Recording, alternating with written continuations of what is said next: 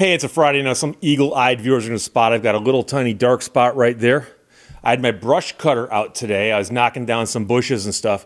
And a brush cutter is like a weed whacker, but with a buzzsaw end on it. It's like a weed whacker crossed with like the Terminator. And I was mowing some stuff down, and a thing came down and hit me in the head. And was bleeding just a little bit, but I'll survive. So if my brain appears to malfunction in the next 20, 30 minutes, someone call the authorities. But I'm going to tell you a little story, and I realized I don't think I've ever mentioned this story on my channel ever before, but it's the kind of story I've told to people, especially to young people, when I've been talking to them, and they talk about, I had this great opportunity and it disappeared, it went away, and they were thinking back on that, going like, that opportunity lost, I'll never get that again.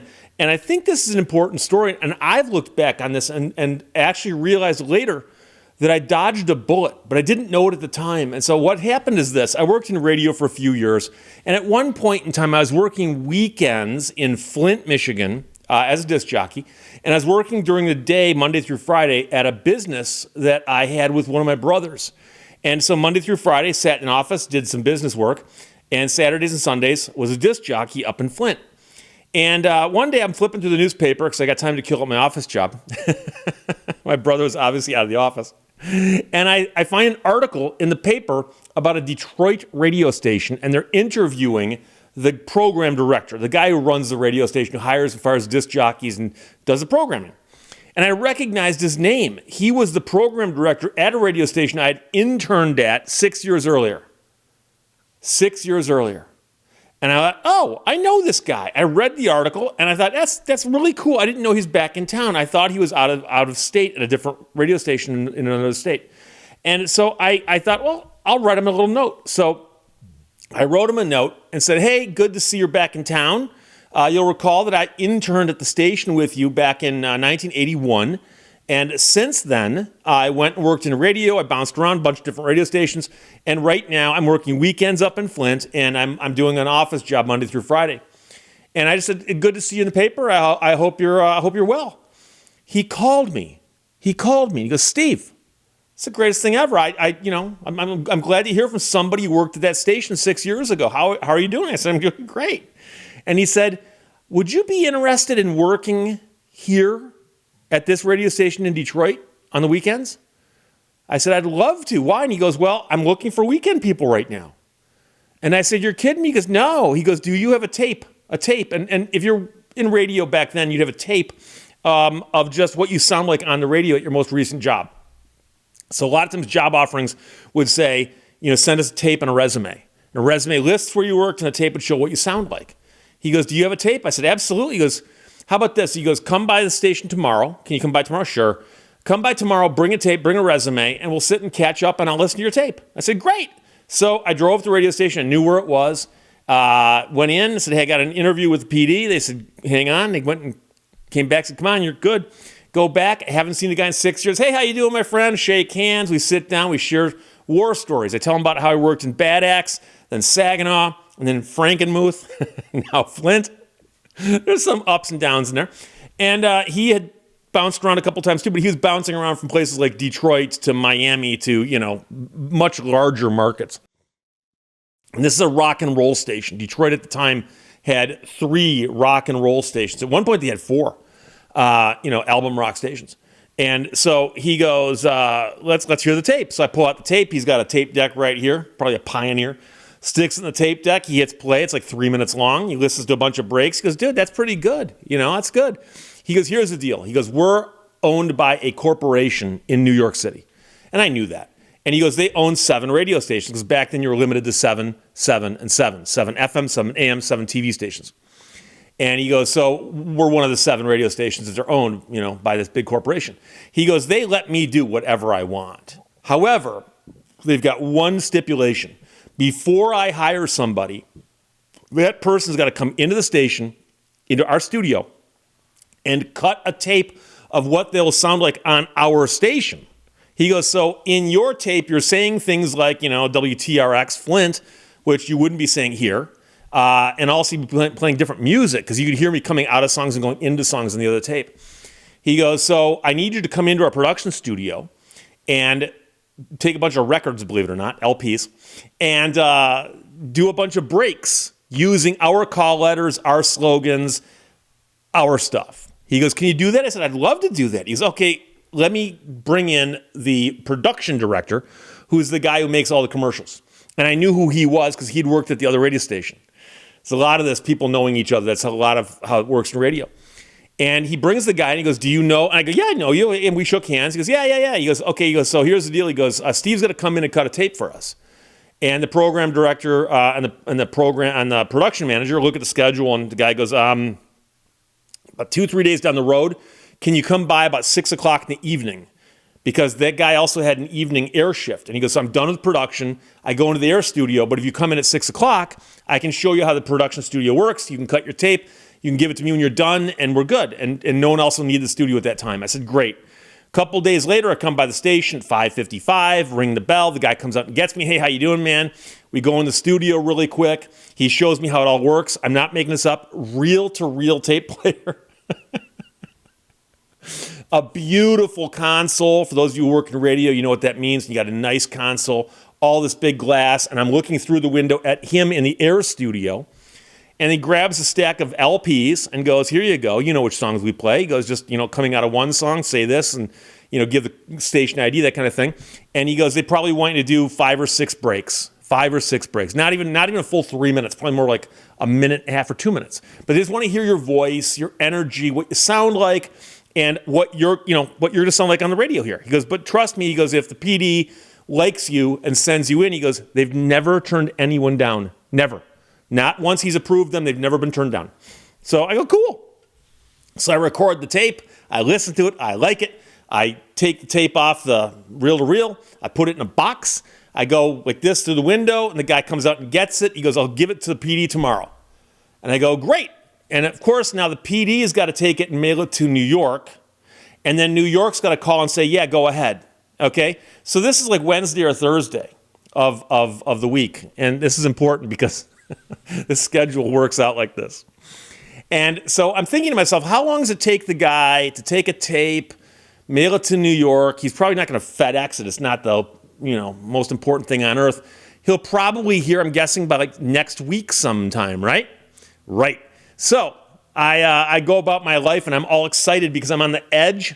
I'm on the verge. I'm right at the precipice of about to make the big jump from a small market to a big market. Detroit is one of the better, larger radio markets in America. I think it's out of the top 10 now, but it used to be near the top 10. But it was a very large radio market. And I'd always fantasized about being on the air in Detroit as a disc jockey. No better place to do it than one of the Album Rock stations. And I forgot if it was Sunday or Monday, but the paper, I open it up and it goes, this radio station has been sold. It came as a shock to everyone. The program director has already left and gone. He's out of state. He's gone. Several of the DJs have also left. And it's unclear what's going to happen because the corporate parent had sold the station to somebody else. They weren't even sure it was going to be the same format. They might flip formats. They might go all polka tomorrow for all we know. People are jumping off it like it was a sinking ship. And I'm like, what? And yeah, so the guy that I had talked to had gotten the news over the weekend, had already called his old employer back at a different station in another state, and was gone. And it said that right in the article. It said the radio station's changed owners. It was a surprise to everybody. There's new people in the running the station, and the PD, and it didn't say the one that Steve Lehto knows, but that's how I read it, is already gone. I never spoke to him again, never spoke to the program, the production manager again, never spoke to any of them again. And it turns out the station kept the format, but under new leadership for a little while, and then eventually they did change formats. And so the weird thing is that I remember sitting in the office, because I still had the job in Flint, sitting in the office going, okay, well, I'm still no worse off than I was before he called me. Because I'd sent him a note, not looking for work, but just to say hello, because I hadn't heard from the guy in a while, and I'll boom, here he is. So out of the blue, somebody offered me something. And all I kept thinking was, if I'd only known a week or two earlier that he was back in town, I could have sent him a note then, probably would have gotten approval. And I don't think that they broomed the weekend guys out. I think they just got rid of some of the high profile morning show type things. I probably would have gotten a job there, and I probably would have been able to stay there instead of continuing working in Flint, which, don't get me wrong, I liked working in Flint because it was a great radio station to work at. And for the longest time, I would look back at that and go, that was this close to me making it to the big time, because I would have been doing weekends and evenings in Detroit, and eventually you work your way up. Pretty soon you're doing evenings, weekdays, and then perhaps middays. Who knows? These are possibilities. I'm not saying it was carved in stone, but these things were possible. But I did not get that job, and it just fizzled and disappeared. And so I had told a few people about it happening, and I had to break the news to them and say, no, they changed owners. The guy's gone now. And they're like, what? What are the odds? And so for a while there, I actually thought to myself, like, wow, I wonder if I'll ever have that opportunity again. But I will tell you this. Within about a year, I decided instead to go to law school. And I had to finish up my undergraduate. So I finished my undergraduate, I applied to law school, got into law school, graduated law school, passed the bar back in Michigan, and then became a lawyer in Michigan. And that, of course, was 32 years ago. And I became a lawyer. And of course, as I look back in my life now, I was meant to be a lawyer. I'm convinced of it. I was meant to be a lawyer. And I have done other things. I've written books like the Lemon Law Bible and Death's Door and American Murder Houses and stuff. I've written books, and I'm also a writer. And I've also done podcasts and videos on YouTube, and so I'm a YouTuber, if you want to use that as a word. But doing these things, I've noticed that a lot of times the skill sets intertwine or overlap. And obviously, the skill set I acquired and worked on while I was in radio has paid gigantic dividends with me here. But I also used to tell people that I believe that my work in radio taught me a lot about how to behave in a courtroom, because speaking is something you do in a courtroom. And of course, when you're a disc jockey, all you do is talk, right? So I later learned to look at that and go, okay, well, it wasn't that big of a deal, except when I realized that now, from this position, looking back on my life, if I had taken that job and gotten that job and survived the mass layoffs and the people bailing out when they changed owners, I probably would have stayed there, and I probably would not have gone to law school, because I would have looked at my career and said, okay, Steve, here you are. You worked in Bad Axe, you worked in Saginaw, you worked in Frankenmuth, you worked in Flint. Now you're in Detroit. You've made it. You're in Detroit. There's no question in my mind that even if I had gone to law school, it would have been way later. As it was, I was in law school much later than many other people who simply go high school, college, law school, okay? So I already got a little bit of a late start there. However, if I had worked in Detroit and been working weekends at one of the big radio stations and made any progress at all, I would have considered that to be my career path. And now, from the vantage point of today, looking back on it, I realized I didn't just dodge a bullet. I dodged like career suicide. Because what happened in the years after that is the radio stations started consolidating, there was deregulation, and it's gotten to the point now where disc jockeys are they're struggling like you wouldn't believe. And I know some guys who were in the industry back then as disc jockeys, and many of them who stayed in have told me they wish they hadn't. And I know some guys who eventually got out, and every single one of them said, you know something? I wish I'd gotten out earlier. And I remember when I was in law school, I got a phone call from a guy who was a disc jockey in a market that I'd worked in. And he got my number from somebody, and I'd never spoken to him on the phone before. And he called me. He goes, hey, Steve, he goes, I understand that you're going to law school. And I said, I am. I'm in law school right now. I'll be a lawyer, hopefully, in about a year and a half. He goes, I am calling to let you know that in case there's any doubt in your mind, you have absolutely made the right decision. You've made the right decision. I said, really? Why do you say that? And he goes, because I made the wrong decision many times by not getting out. And he, by the way, had recently been laid off and he was no longer on the air. And he'd been on the air, I believe, for 40 years leading up to that. He'd been on the air through the 50s and 60s and 70s. And then in the 80s, he was just towards the twilight of his career. And he actually said, he goes, Steve, I wish I'd gotten out a decade ago, 2 decades ago. He goes, I want to let you know that I think you're doing the right thing. And I wish I'd had the foresight to do that also. And so now that I look back on it, I'm like, yeah, I did the right thing. But I also look back on it and go, I'm so glad I didn't get that job. And that's the thing that I think that a lot of people have a hard time grasping when it happens. Because things, everybody goes, things happen for a reason. Well, that's one way to rationalize your life, that you're where you are because everything before you happened for a reason. But I really do look at it and go, I'm pretty sure, because I know myself, I'm pretty sure if I'd gotten that job and survived the transfer of ownership, I would have stayed there for a few years at least a few more years. And even a few more years could have messed up the timing of how I became a lawyer.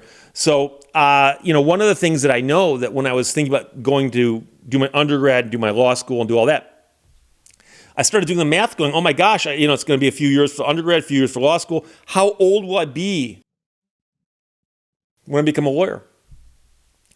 And so I know that if I'd added a few more years, I might have looked at that mathematics and said, that's not for me. I might not have done it at all. But if nothing else, it certainly would have delayed me.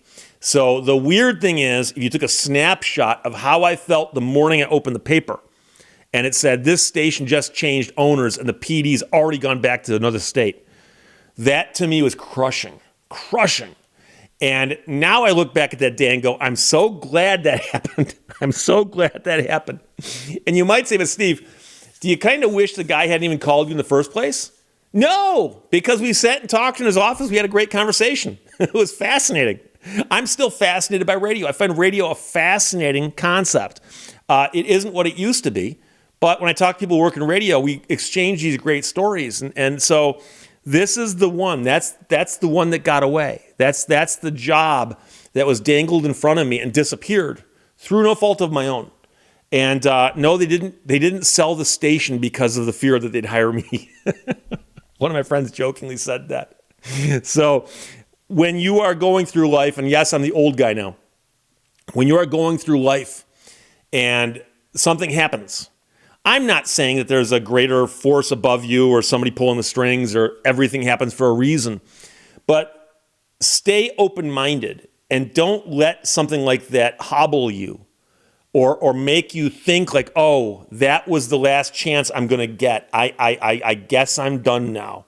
Because one thing I can tell you from the vantage point of having the years behind me that I do, and I know a lot of people in my audience are the same demographic that I am, which is a nice way of saying you're the same age as me, is that you realize that. As you look back on your life, you go, oh, actually, I had plenty of time to do that. I shouldn't have been in a rush. So that's my story about the one that got away. And it's a job that got away. And now I'm so happy that it got away that it's a remarkable thing. So there you go. Questions or comments, put them below. Let's talk to you later.